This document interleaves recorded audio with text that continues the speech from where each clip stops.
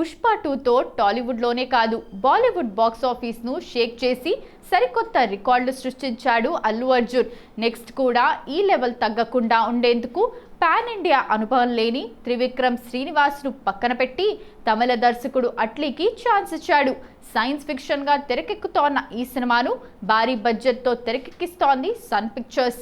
Bollywood market ఏర్పడ్డాక బాలీవుడ్, మాలీవుడ్ దర్శకులతో icon star work చేయబోతున్నాడన్న టాక్ మధ్య మళ్ళీ కాలీవుడ్ దర్శకుడికే ఛాన్స్ ఇచ్చి షాక్ ఇచ్చాడు అల్లు అర్జున్.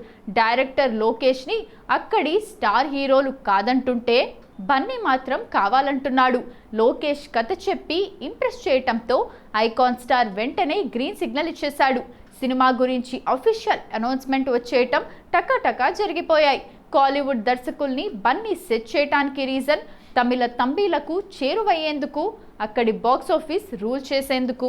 రజనీ, కమల్ సీనియర్స్ కావటం, Vijay political entry, Ajith car race అంటూ గడిపేస్తుండటంతో అక్కడ స్టార్ హీరో ప్లేస్ ఖాళీ అయింది.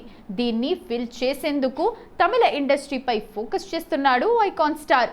ఈ స్ట్రాటజీలో భాగమే అట్లీ, లోకి లాంటి స్టార్ దర్శకుల్ని సెట్ చేశాడు.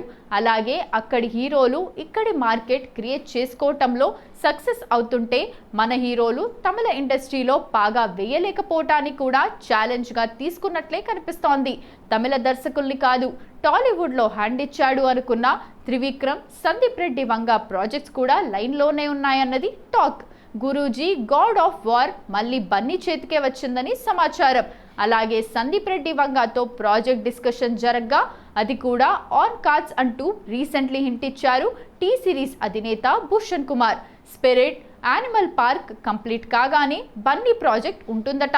వీటికి తోడు పుష్ప 3 ఉండనే ఉంది.